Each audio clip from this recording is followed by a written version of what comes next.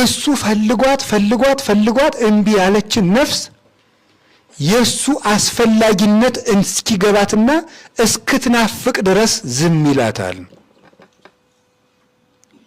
ደስ አይልም? እንዲቸር አባት እኮ ነው በእውነት ማለት የሚተዋት ጠፍታ እንድትቀር ብሎ አይደለም። እግዚአብሔር ባለችው ቁጥር አቤት እያለ በጠየቀችው ቁጥር እየመለሰ የለመነችውን እየሰጠ ሳትለምነው የሚያስፈልጋትን እየሰጠ ሁሉን እያሟላ ተንከባክቦ አክብሮ ከውርደት ሸፍኖ ያኖራት እግዚአብሔር አልገባት ሲል የኔን አባትነት እስኪ እዩ ብሎ ዝም ይላታል።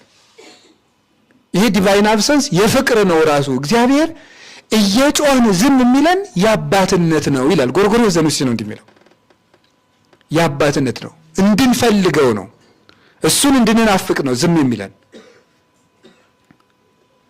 ከዚያ በኋላስ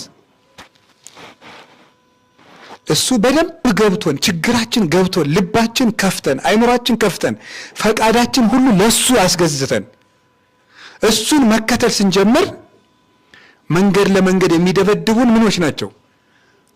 ነፍስ ንስሐ ገብታ ከልማዷ ለመውጣትና ክርስቶስን ለማግኘት የምትቀበለው ካጋንንትና ከስጋዋ የምትቀበለው መከራ ነው።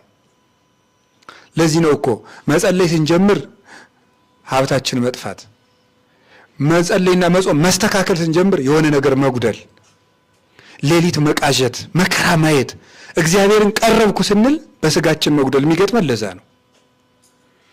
ክርስቶስን ለመቀበል ከውጭም ከውስጥም መከራ ማይበል ይወርድብናል። እሱ ደግሞ ዝም ይላል። ለምን? በደንብ እሱ እስኪናፍቀን ድረስ። የማቴዎስ ወንጌል ምዕራፍ 14 ላይ ደቀ መዛሙርቱ መርከቧን ሊያሰጥም እስከሚደርስ ማይበል እስኪመጣ ድረስ ዝም ብሎ የተዋቸውና ይሄ መኃልየ ዘሰሎሞን ላይ እስክትደበደብ ዝም ያለው አንድ ነው። እዚያ ዝም አለና መጨረሻ ላይ ልንጠፋ ነው ስንሉ በባህሩ ላይ ረመድ እያለ መጥተው ናቸው አይዟቸው እኔ ነኝ አትፍሩ አላቸው። እረፍት ሰጣቸው። በትክክል ደቀ መዛሙርቱ ከሱ ጋር የመኖርን የእረፍት ጣዕም እንዲገባቸው ነበር ማይበሉ እንዲያስጨንቃቸው ያደረገው። እግዚአብሔርም የእሱ እርዳታ እስኪገባን ድረስ ቤተ ክርስቲያንን በሞገድ ውስጥ ይተዋታል። አንዳንድ ጊዜ በማይበል ውስጥ ይተዋታል እስኪገምሷት ድረስ ልብሴን ገፈፉኝ ክብሯ እስኪዋረድ ድረስ እግዚአብሔር ዝም ሊል ይችላል። መሳቂያ እስከምትሆን ድረስም ዝም ይላል። ምስቲተ ሀሊፌ እምኔሆሙ ረከብክዎ ዘአፍቀረት ነፍሴ፣ ከነሱ ጥቂት አለፍ ብዬ ነፍሴ የወደደችውን አገኘሁት አለች።